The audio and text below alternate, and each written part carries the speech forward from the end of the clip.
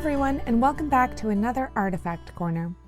Today we will be looking at an early 19th century porcelain bust of Napoleon Bonaparte. This piece was most likely acquired by Frances Henrietta and her husband Henry Webb on their honeymoon in Europe. The two were married in the summer of 1832 and spent over a year traveling around Europe. They spent a good deal of time in France and collected numerous items and had them sent back to the United States. So, this piece must have been made in either 1832 or earlier. It is an all-white piece with a clear glaze over the pottery. The piece is unsigned and may have been made for the newly bustling tourist trade. Frances and Henry actually spent the night in a room that Napoleon stayed in, and they wrote about it in their journals, so this might be a souvenir from their stay. Taking an extended vacation in Europe and traveling the continent was a well-established practice by the 1830s and was often referred to as the Grand Tour. Let's learn a bit more about the Grand Tour and what someone going on it could expect. A Grand Tour was the custom of a trip through Europe, with Italy as one of the key destinations, undertaken by upper-class young European men of sufficient means and rank, typically accompanied by a chaperone such as a tutor or a family member, when they had come of age.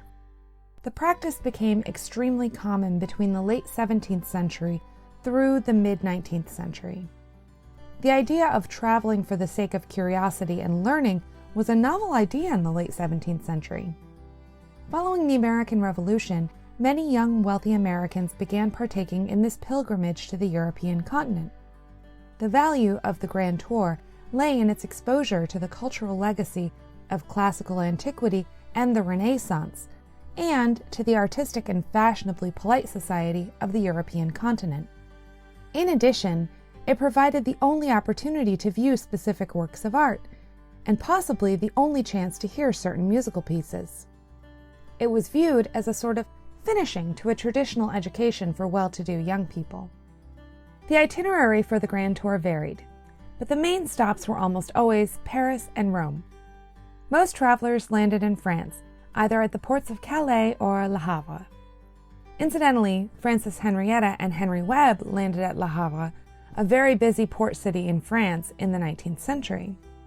From there, the traveler would likely head to Paris, where they could visit the art museums, learn French, fencing, riding, and dancing. One of the goals for spending time in Paris was to experience the sophisticated language and manners of French high society, including courtly behavior and fashion. After spending time in Paris, it was time to head south and towards Italy, and ultimately Rome. The traveler would endure a difficult crossing over the Alps, such as at the Great St. Bernard Pass, which required dismantling the carriage and larger luggage. It was a grueling passage and not for the faint of heart.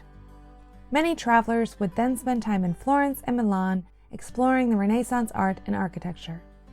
Then on to Rome, where the traveler could explore ancient ruins mingled with medieval structures and Renaissance and 19th century architecture. On returning north, they would have to recross the Alps, but then would likely head for Vienna, Berlin, or Dresden, famous for their universities and houses of learning. The average Grand Tour lasted anywhere from a few months to multiple years. With this influx of people from England and the United States, a vibrant and thriving trade industry sprung up to meet the demands of travelers wanting reminders of their time on the continent.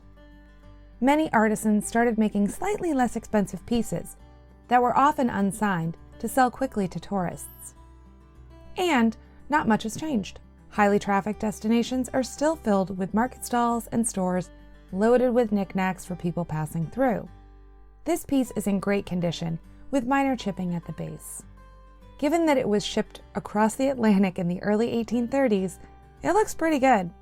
This is a unique reminder of a practice that might seem pretty foreign to us today. We are so lucky to have this piece in our collections. Thanks so much for stopping by.